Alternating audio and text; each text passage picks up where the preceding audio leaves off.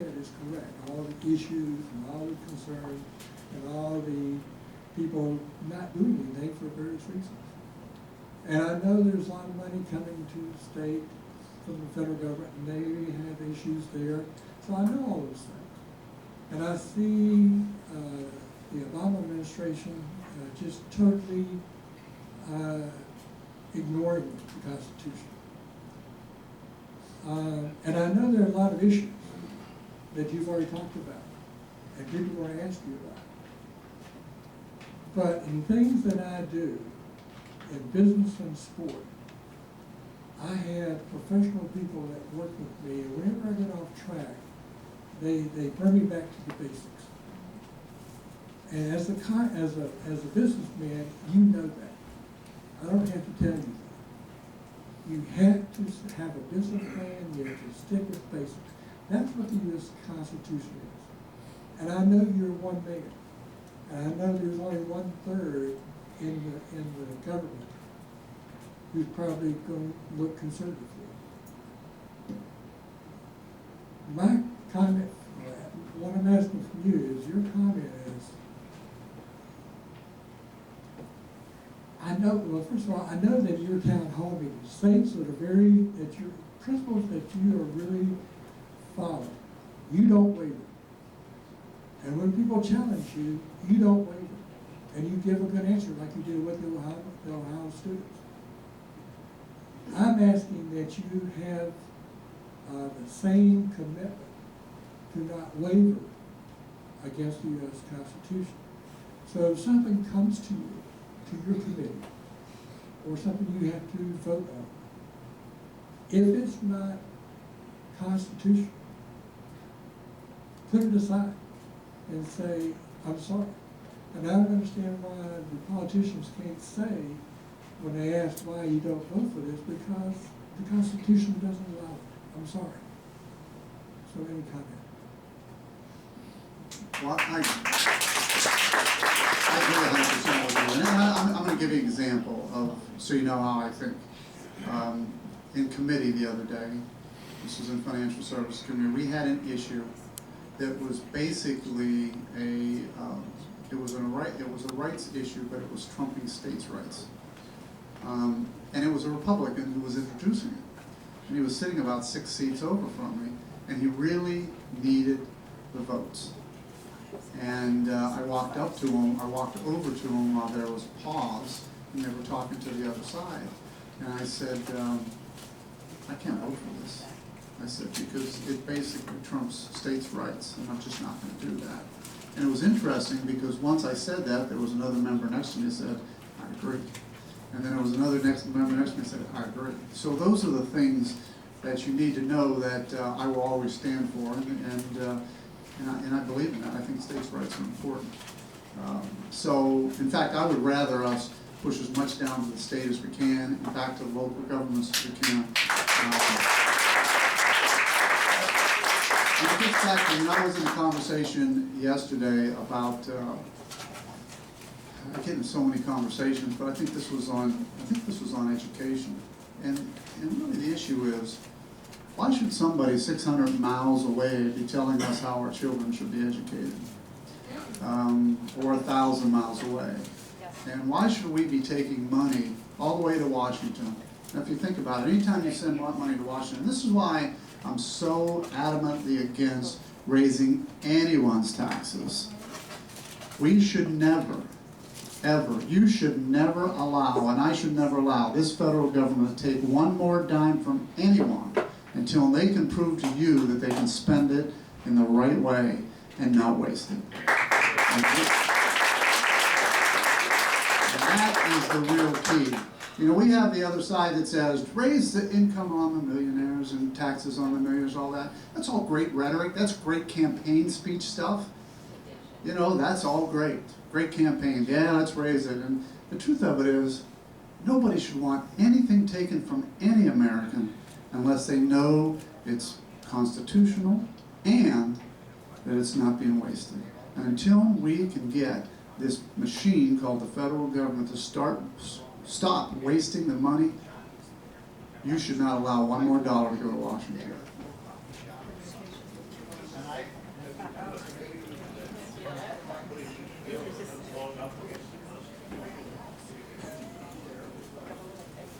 Well, before a bill's introduced, it has to have constitutional authority, and that's the first thing we do. I have two questions, Congressman. You alluded to changing the system, and you talked about cost cutting. And as I understand the process, the way it works today is that there's an automatic increase built into the budget without anything happening. It automatically goes up 6 or 8%, whatever that is. So when you talk about cost cutting, what it really means is cutting your rate of increase, not the real dollar amount. And I'd like you to address how do you change that process, that fact, the fact that the automatic increase is built into the process. How do you change the process? And the second question is, what is the process for removing people like Eric Holder, Sebelius, our Health and Human Services Director, who has no clue what's in Obamacare? That became obvious in the committee hearing the other day. And also our Secretary of Energy, who doesn't own a car but has a BMW in his driveway. Well, the latter question's easy. You remove the president.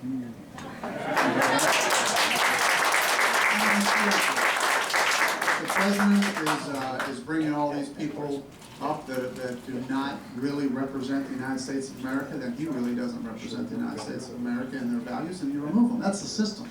It's a simple system. I mean, but that's the key. That's why this November is so important. And that's why we're going to get people out here trying to take sound bites. I mean, we've got a guy filming here today that will probably be trying to take sound bites and use them.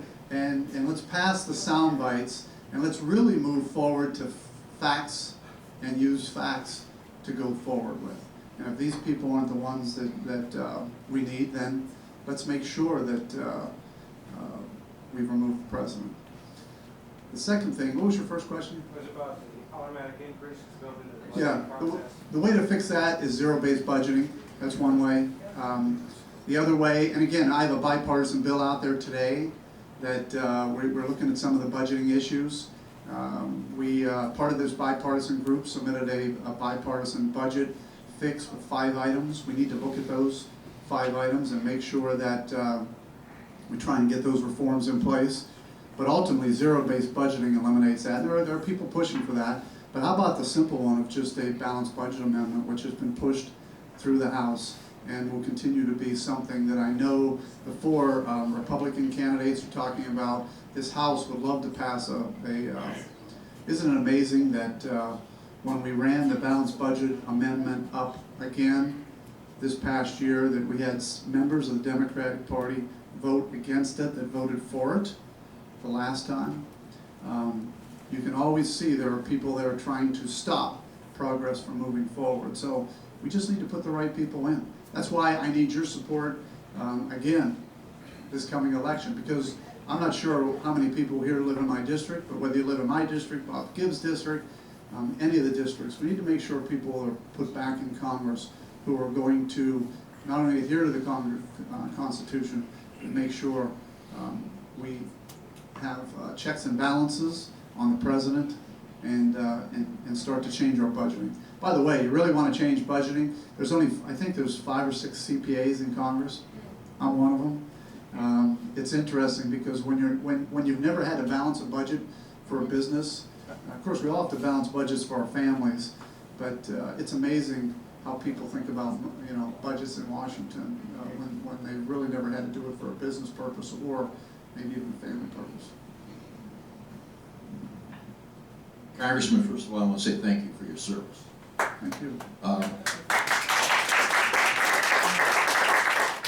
want to say that out of 400 and some House members, it's pretty sad that you can only get 16 members to meet and reach across the aisle and work together. And I applaud you for making that attempt. Not to interrupt you, the only reason we have 16, we don't want it to grow. And I will say this, I've got Democrats and Republicans wanting to join the group. I just don't want it to get so big that we get it out of control. So there are others. I get people every day on both sides saying I'd like to be part of your group. So Okay. it's probably not 435 though. So. As a business person myself, I have a hard time. Do we have that many members of Congress and the Senate that don't understand Economics 101? Yes. that if you don't have people working and paying taxes, that we cannot continue down this entitlement path. This entitlement path is bankrupting this country, and it's going to bankrupt a number of businesses as well. Well, the answer to your question is no. You know, it's interesting, and I'll give you a real life story. This past week, I had the opportunity, there was a bipartisan group, Democrats and Republicans, sitting across the aisles, across the table from the Speaker of the Italian Parliament. And through an interpreter, he was saying that the Italian government has made a decision that they're going to have to make some serious change. And some of it is with their labor unions. And they're going to have to, now this is him speaking, break the contracts, because if they don't, the government will go over the cliff, whatever you want to call it. Two of the Democrat members who were sitting by me, and I respect both of them, one of them said to the Speaker of the Italian Parliament, well, I have a real problem with you breaking a contract. And the Italian Speaker said, if we don't break the contract, we're working together to try and work something out, but if we don't break the contracts will get broken anyway when we go over the cliff. Now, he didn't use the words over the cliff, but it's just an example of basic economics, as you said. You can't continue to go down a path where you're spending more money than you're bringing in. You can't continue to go down a path where you don't do things to increase employment. That's what we're doing right now. We're spending more money, and we're putting so many restrictions out there that we're slowing down the growth of employment. Now, you'll hear all the sound bites. We've created 1 million jobs or 100,000 jobs or whatever the number is. It's political talk because it's the net effect. If you created 100 but lost 200, you lost 100. But politically, if you say I created 100, everybody walks around, yeah, I created 100. But just because it's a half truth. If you created 100 and lost 200, the truth is you lost 100. And that's what we have to start looking at. So when you hear those kind of things, it's easy for me. I mean, again, I feel like sometimes, and many times I am the loneliest guy in the room in Washington because I'm the only one there. Because I've told everybody nothing starts on time, and I'm still a firm believer in starting on time. So, but it is amazing because those are just simple, basic principles. Don't lie. We have politicians on both sides that say the president's the worst at it, though. He loves to just make these comments and say, you know, we've created 1 million jobs. What are those people talking about? Yeah, created 1 million, lost 2 million. You lost 1 million. Say the whole truth, and then people understand it. But isn't it amazing that we elect people based on 30-second sound bites and just those one-liners?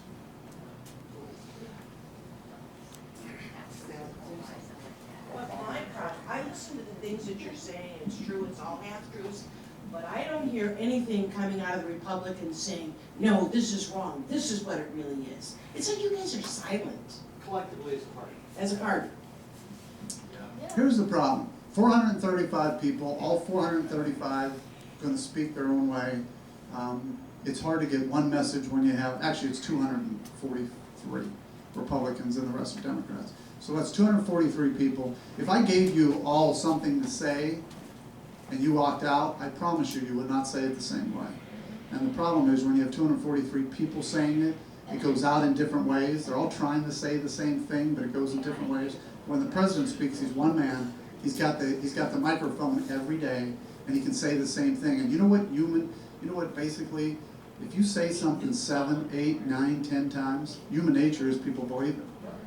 And if you say it the same way, 7, 8, it's amazing. But again, I've had one of the most unbelievable lessons in the last 14 months. You know, we'll go to see what people are saying, and they'll put up on a screen, and they'll say something. You'll see the president says it, the vice president says it, Hillary Clinton says it. It's exact words said the same way 7, 8, 9, 10, 15 times. And if you start seeing these speeches, they're all the same thing. So pretty soon you hear it, and it becomes part of the norm, but it's not the truth. And that's the problem. But you have 240 Congresspeople, Republicans, all trying to say the same thing. But you also have to remember, in Congress, some people are farmers, some people are businessmen, some people, all different ways, and they're going to say it different ways. It is a problem. The voice, the one voice of the Republican House is the Speaker, but how many times do you see him on TV? He is on TV every day. I'm telling you, but you just don't see it. You just don't see it. Well, he's there, but you gotta remember, it's the Main Street media. You know, there's very few stations that are gonna carry the Speaker of the House during the press conference. Since the mic's right there. Jim, we've seen an awful lot of, I would call it, unregulated, unlegislated edicts coming out of the administration. And it comes through the regulatory agencies like the EPA and the Department of Education, Health and Human Services. And the way this is apparently happening is through the deceit of this administration. When they pass legislation and you guys vote for it, it has 5 little words in it. And it's just what's killing us with regulation in this country. Those 5 little words are, as the Secretary shall decide. The secretaries of these organizations, these regulatory agencies, are driving legislation and making their own laws because of those 5 little words. Is there anything you guys can do to put a clamp down on that? Well, I think if you look at the past year, a lot of that legislation isn't happening anymore. You're talking about legislation that occurred before this past year, and the problem is it's law already. And it's law because you had a House that was Democrat, you had a Senate that was Democrat, and a President Democrat. Everybody kind of forgets that. You know, the President sometimes, I think, forgets that. He's been in office 3 years, and 2 of those 3 years, he had full control to do whatever he wanted to do. But 3 years later, he's saying he needs more time. I mean, I think he's had his time. And I think that's the answer. The answer to what your concern is you really have to work really hard. If you don't believe in the direction our country's going, which I don't, if you don't believe in the policies the president has, which I disagree with, we need to change the president. Sure do. Let's get him and then we'll come up here. You've mentioned something that I think we're all aware of, and that you've talked about the broken system, and I'm curious, you've talked about things that you have done in good conscience since you've been down there. I'm curious that since, 2010, when the young wave of Republican conservatives have come in, can you give us some examples of what you have seen introduced, and I realize it's just the House, what have you seen introduced to fix what's broken from that standpoint? Not necessarily legislation, but fixing the broken problem.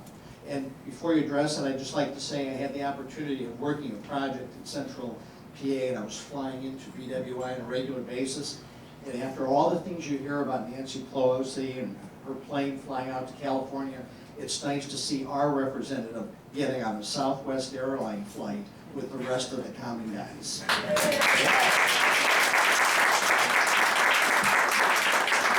The best thing I can tell you is that the budget that we passed last year, although not perfect, changed a lot of system issues.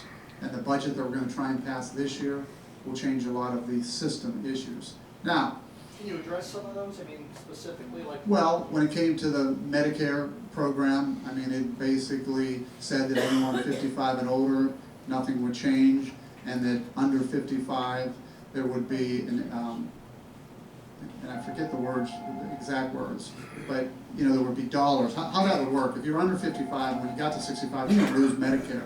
And that was the Democrats. Well, you lost Medicare, they're changing it forever. No, it was means testing. So if you were a millionaire and didn't need as much, you got less, and if you were poor and needed more, you got more. But there was ultimately an amount of money that was given to help pay the cost of a federal program that changed Medicare. So that was one of the systems. Now you have to go through that system. Now the Democrats said you were changing Medicare forever and you were going to throw grandma off the cliff, and you know, all those commercials pushing grandma over the hill. I mean, if you haven't seen those, you saw it, they're going to see them. But quite frankly, that wasn't the case. It's an opportunity to change the system, and that's how we have to do it. You know, systems sometimes changes by people getting involved. This is I'll tell you a story the President of the United States told us, the Republicans. And I might have mentioned this earlier, but you talk about a system. When he was running for president, he had a rash or something on the back. And this is him speaking, not me. And he says that he went into, he goes, I understand what you're talking about, guys, you know, he was standing in front of the Republic, because there was no TV cameras there at the time. He said, when I had a rash on my back and I was running for president, I went into the pharmacy, gave them my card, they gave me some cream, and I left, and I went back on the road. And a couple weeks later, the rash was still there, I went into the pharmacy, gave my card, he gave me some cream, and I kept going. He says, the third time I went into the pharmacy, I didn't have my card, they said it'd be $400, he said, I don't need the cream. If you think about it, that's how you change the system. Because when you have the magic card that doesn't put you in control of what you're paying for, then you get charged anything. So you gotta have your system. Nobody should come between you and your doctor though. Nobody. See, that's what the president's plan today wants to do. When you talk about the IPAP board, they will make decisions. Nobody should come between you and your doctor, but ultimately, you need to come between you and your provider as to how much it costs and how much you'll pay. And I always use this example. I went to the dentist last year. I had my card, and he said, we got to x-ray your teeth. Well, I don't like to have my teeth x-rayed, but he said, well, it's a year, you got to have your teeth x-rayed. So, okay, x-ray them, I guess preventative, that's fine. Then he said, but I got this, now that I've x-rayed your teeth by putting that thing in your mouth, I'm going to take you to this thing that goes over your head and spins around your head. And I go, I don't want that. Well, it's part of my x-ray, and I got to get it done. And if you think about it, I didn't want it done anyway, but he says, no, it's part of my x-ray program. If he would have told me that cost X, I would have told him no, but he said, no, the card covers it. It's part of the system. We have to fix this system. Because no one knows whether I needed that x-ray around my head or not, but at least if I knew what it costs, like we all do, when somebody says you have to change your roof or this or that, you go out and get bids and you test the system. That's what we got to do in the government. That's what we got to do in the healthcare system. We'll take one more. And then.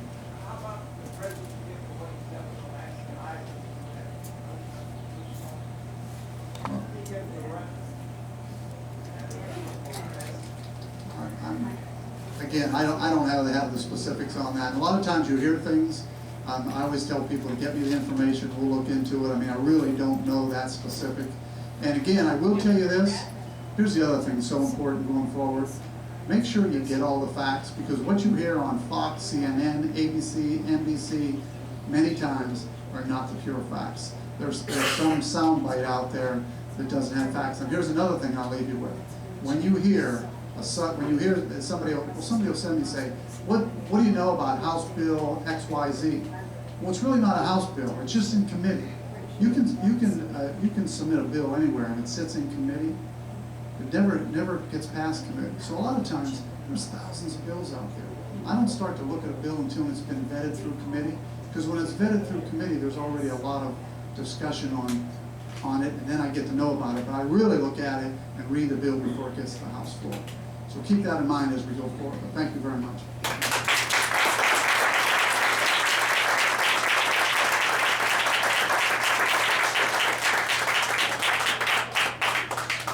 Okay, well, ladies and gentlemen, those gentlemen working for Betty Sutton signed in.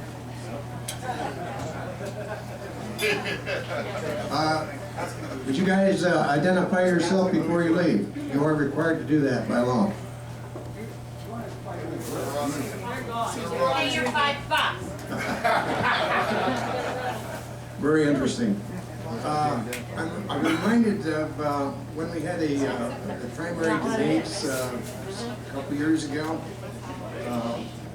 I don't remember what the location was, but the question was posed about the fair tax, and two of the candidates immediately endorsed it, said they'd vote for it. And Jim Renacci says, well, I need to read the bill first. I'm inclined to agree with it, but I need to read the bill first. You know something? Yeah. That is the right answer. Read the bill. Think about it. And then vote for it if it's a good idea. So I do like that approach. Let's see, we've got some sign-up sheets for volunteers back here. Yeah, I got them right here. There's two for there's also women's Renacci.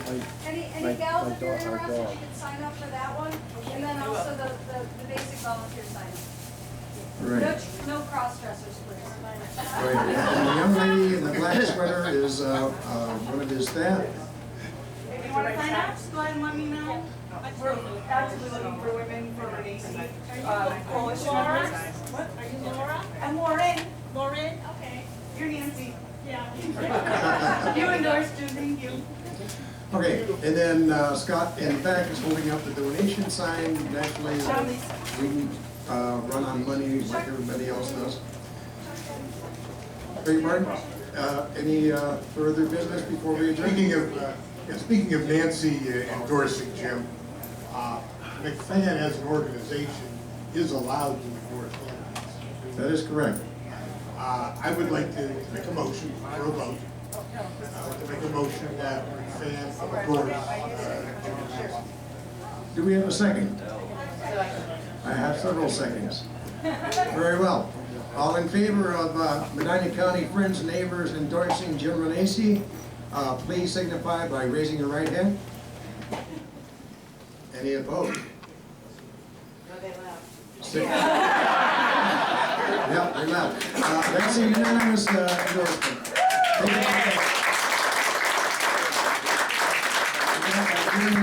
Thank you for coming. See you in 2 weeks.